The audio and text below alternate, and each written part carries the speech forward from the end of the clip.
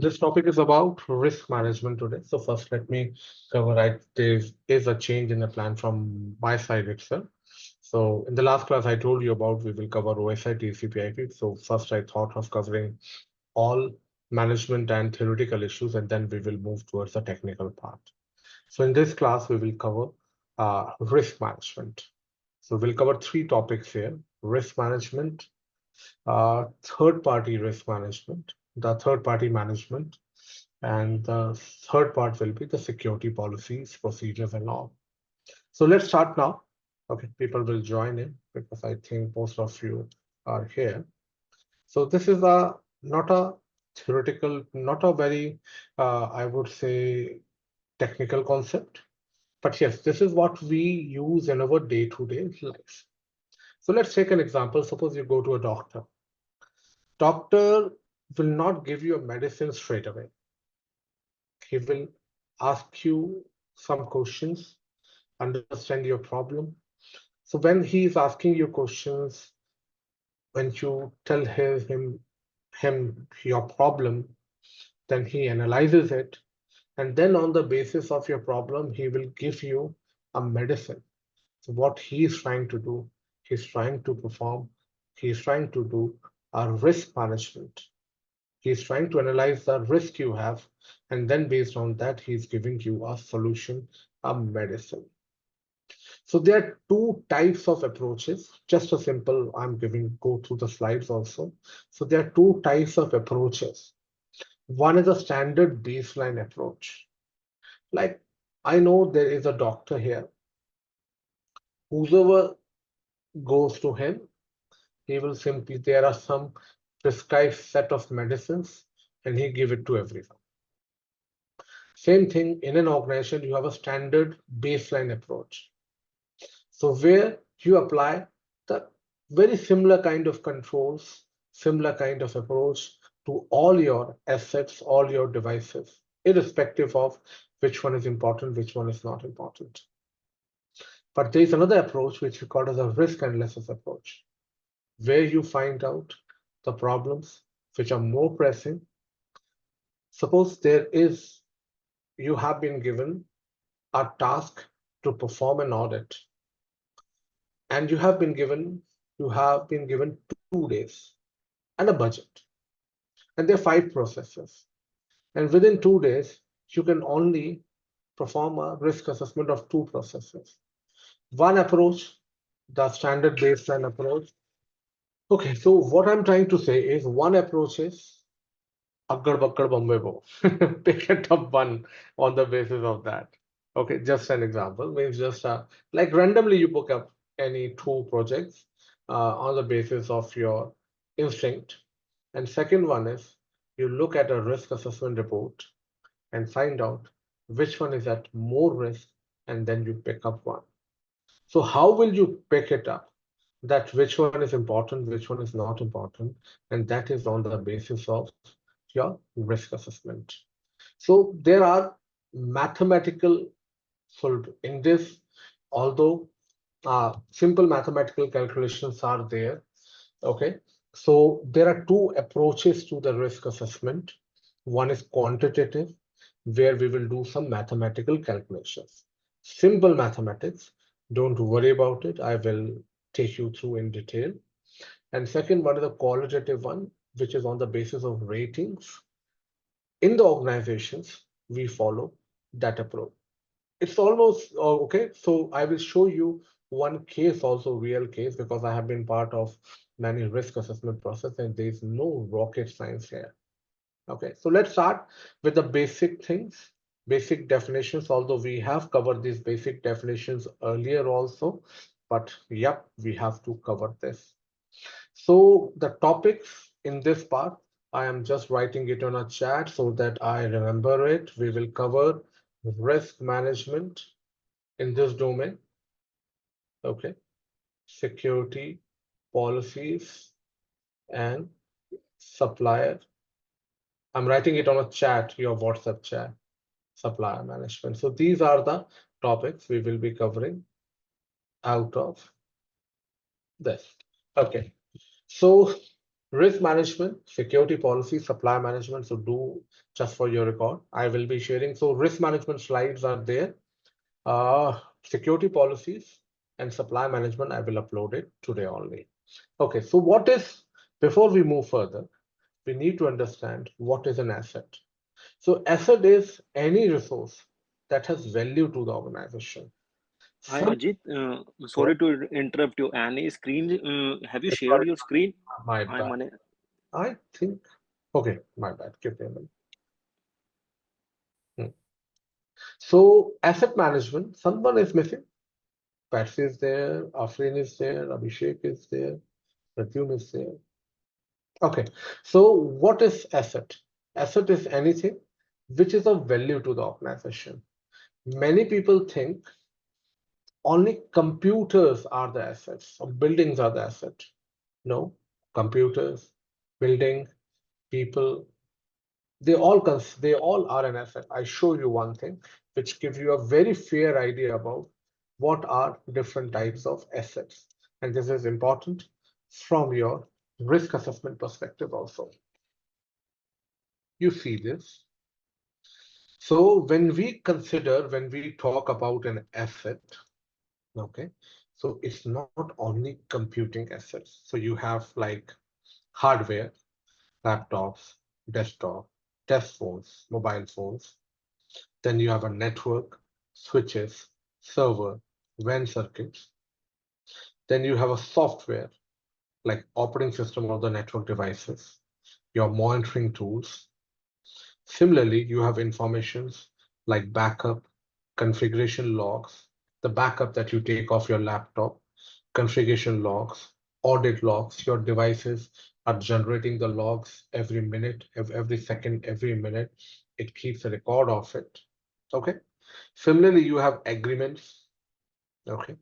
Then you have organization processes. Like, for example, when someone joins an organization, okay, there is a joiner and leaver process that we follow, physical access provisioning process. Like when someone joins an organization, he will be given access to the physical assets. There should be a process governing that. So processes also. Then sites and locations, definitely. And your essential services like network, LAN connectivity, and then you can have personal also like decision maker, operational users. Then there is another category of asset which we call as the intangible assets. Okay, intangible assets like branding, reputations, that all comes under intangible assets. So when we talk about an asset, we should have an asset inventory in place. Like I have already showcased it to you because it is and its importance and value to the organization because it is through this asset inventory you have a full record of your assets and its value to the organization. So asset can be tangible or intangible. This includes people, hardware, software, data, information, or reputation. Then vulnerability. Vulnerability is like a weakness in a system. I've already covered that with you. So vulnerability refers to the weakness in a system. What is weakness? Which gives an attacker an opportunity to attack a system. Yesterday, you have seen the issue that there was a outage across the world. I won't say that was there must be some vulnerability or a weakness in the update process of CrowdStrike, and because of that, those things happened. You know, a very similar, not a similar, similar kind of attack. I don't. So it happened in 2016.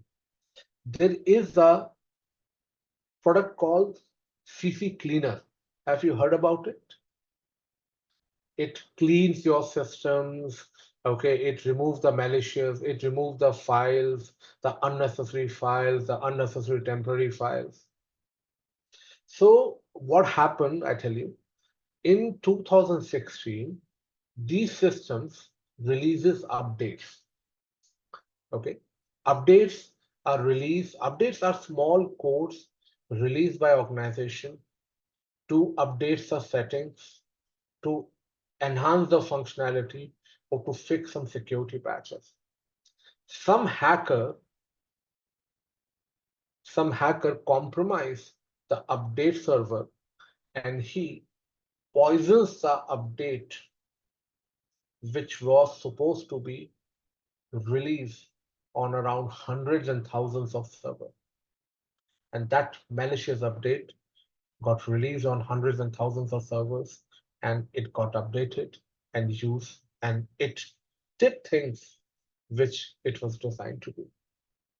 So vulnerability refers to a weakness in a system, like unpatched software.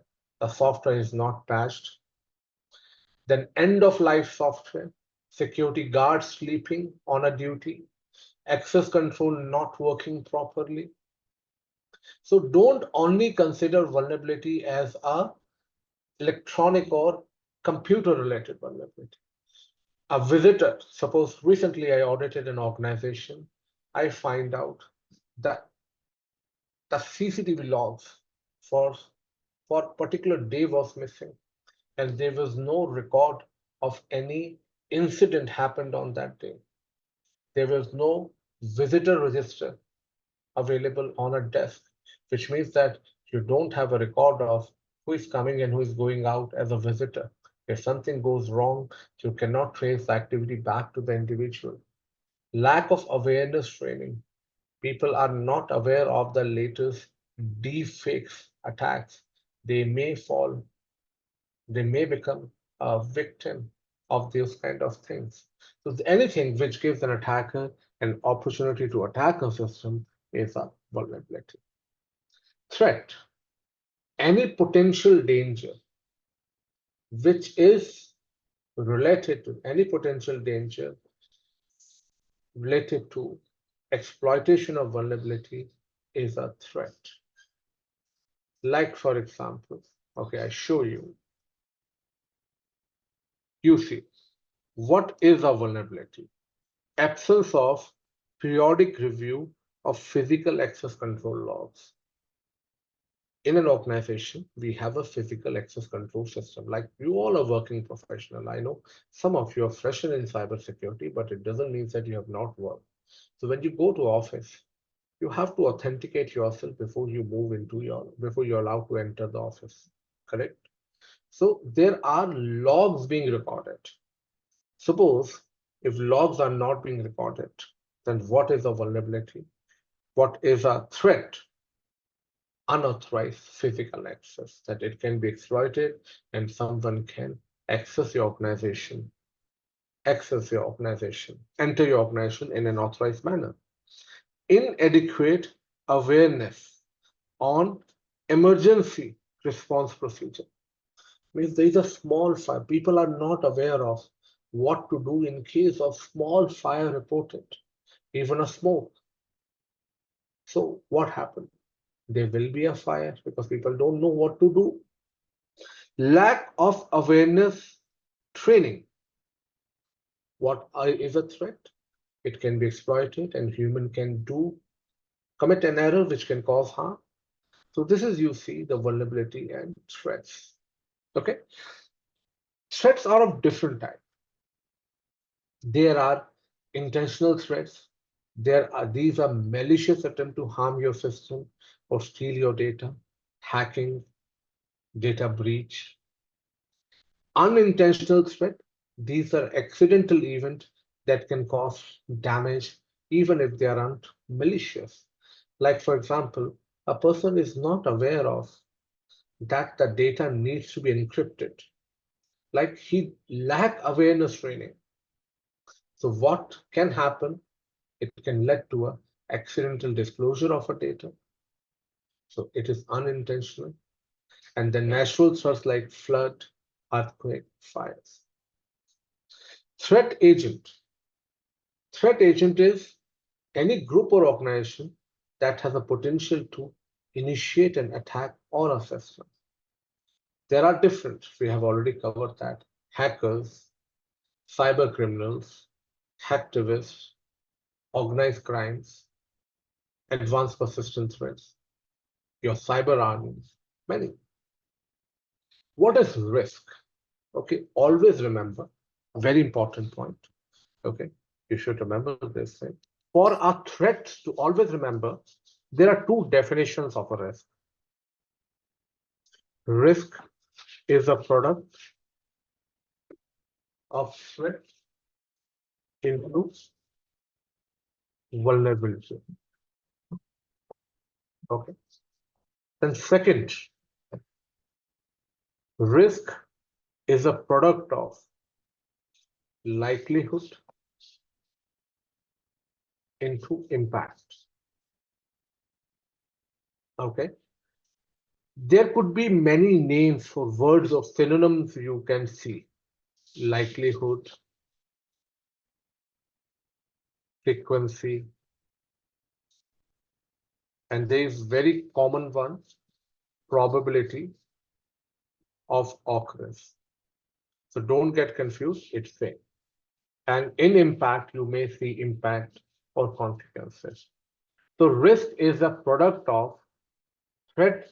Risk is a product of likelihood of threat agent exploiting the vulnerabilities into corresponding business impact.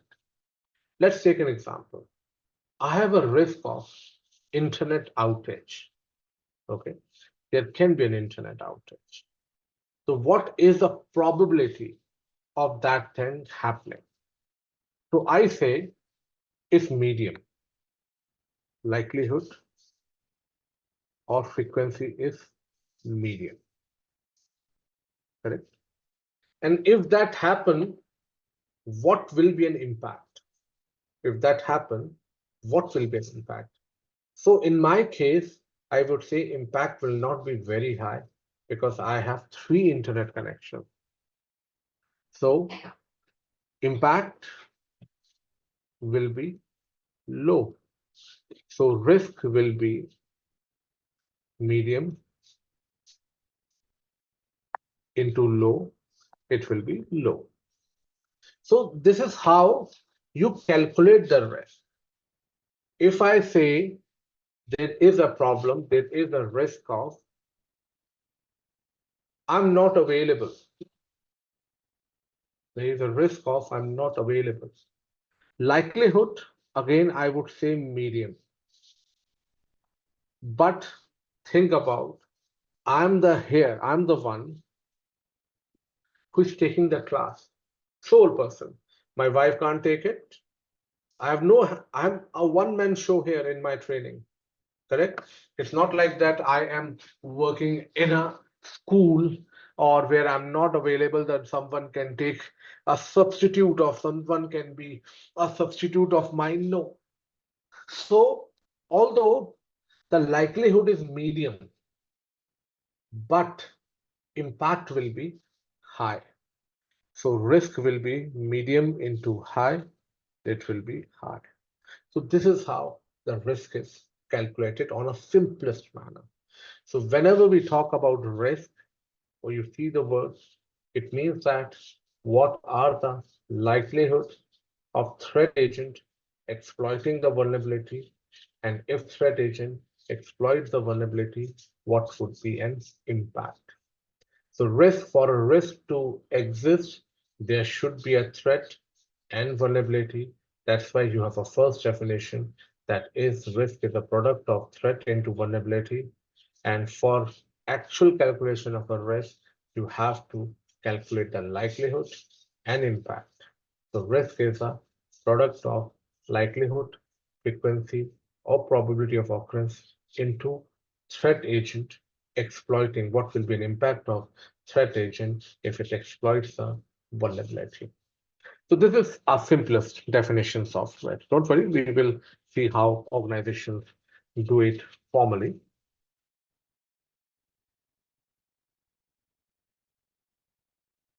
So key terms associated with the risk, magnitude of damage emerging from exploiting a vulnerability, and likelihood, probability of threats exploiting a particular vulnerabilities.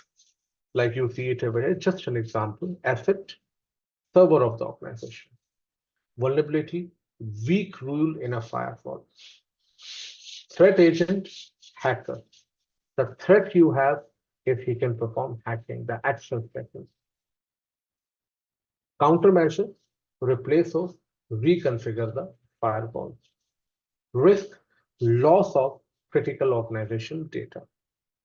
Exposure. Exposure, very important. I will cover that later on also, but I tell you, suppose in this case, a hacking happens, okay?